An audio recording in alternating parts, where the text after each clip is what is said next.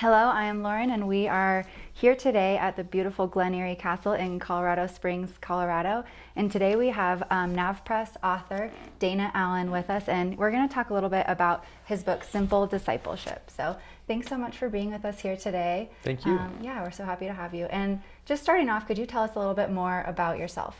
Yeah, well, I am the executive of a denomination. It's called ECO, a Covenant Order of Evangelical Presbyterians. We're about 7 years old, and so I do a lot with trying to help our denomination go forward and our churches flourish in making disciples. I'm married. My wife is also a pastor in our denomination, and we have 3 kids. Oh, great. And so this book really ties into a lot of the work that you're doing in the church, making disciples. And so how would you say that this book really, how can it impact somebody in the church and in the community? Somebody just picked this up randomly. Yeah, well, the hope is that people who want to take their discipleship seriously, I think most of us know that the core call of who we're supposed to be as individual believers and as a church is really to make disciples. Mm-hmm. But there's a lot of questions, well, how do I really grow as a disciple? Or a lot of people have, maybe been a Christian for 10 years and they feel that they're on the treadmill of Christianity. They're doing the same things over and over again, but they're not really growing. And so this book will help them to be able to grow continually in the ways in which God is calling them. That's great. And included in Simple Discipleship, there's a personal assessment. Could you talk a little bit about that and how somebody might benefit from that? Yeah. Well, the whole idea is that we want to be able to discover where it is that God is at work in our lives. Mm-hmm. And sometimes that can be challenging to figure out, where should I grow now? And when we watch Jesus work with people and talk with people, he knew exactly where they needed to grow. So he did his own assessment, in a sense, with the power of the Holy Spirit. We obviously still have the Holy Spirit with us, which is great and wonderful. At the same time, sometimes it's helpful to not only ask some questions about yourself, but to get some feedback from other people, to say, where am I strong as a disciple? And maybe where are the places that I need to grow? Mm-hmm. And so the discipleship assessment, it's a 360 tool that you take for yourself, and then you have other people take on your behalf. Okay. And so, for example, the first time I took it, the area of patience came up low for me, and I scored myself low, but even the people around me scored me even lower than I scored myself. Okay. So I knew that was the place that God was calling me to work. Yeah, and that's so great to be able to kind of pinpoint one thing that you might not think you need, and just have the Holy Spirit and the Lord work in you in that. That's really great.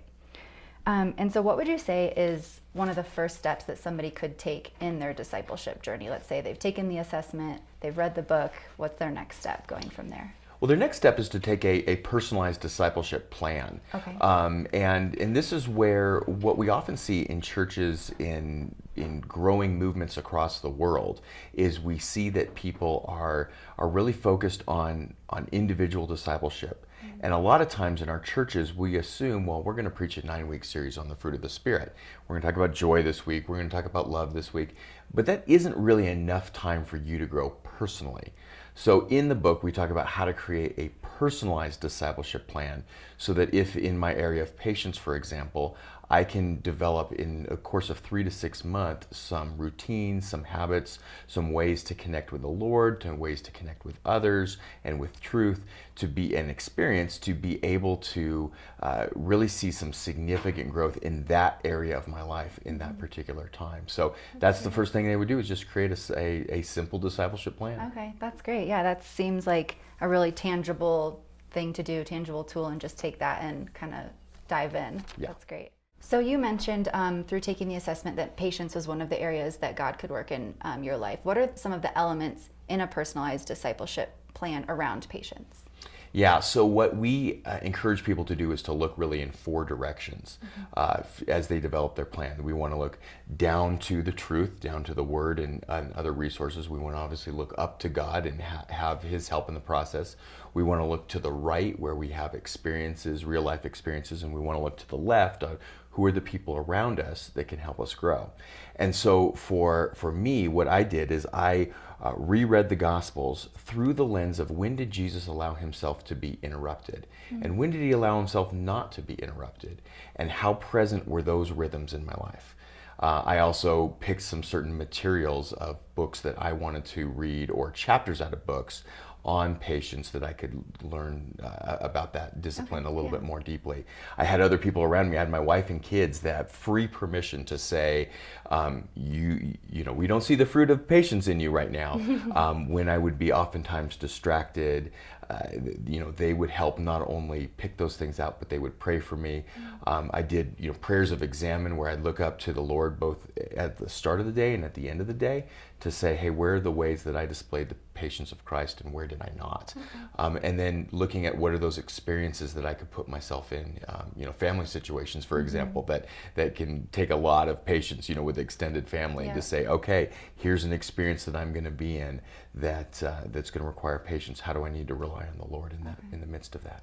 That's great. And that seems like a really easy tool for people to adopt, and just in those 4 parts of the personal assessment. So what would be the main thing that you want readers to take from reading Simple Discipleship? I think I hope for the person in the pews, for the people who are seeking to grow as a disciple, I hope what they will take out of it is that they can see some real and significant growth in their life, where they've maybe often been simply going through the motions and not seeing that growth. And for church leaders, I'm hoping that they might be able to see ways in which they can actually simplify their own methodology of making disciples in their church. Oftentimes we just add program after program, or, you know, we assume sermons are going to do it. And I love sermons and I love messages, but if there's ways that we can help change our system and our culture to actually allow people to create simple discipleship plans for themselves, the growth is going to actually be exponential. That's great. So what would you say was the main thing that motivated you to write Simple Discipleship? You know, in this role of connecting with, you know, we have 400 plus churches in the denomination, and people outside of the denomination, really a lot of things that people would say to me in private, because we don't want to admit it as pastors, but that we don't really know how to make disciples.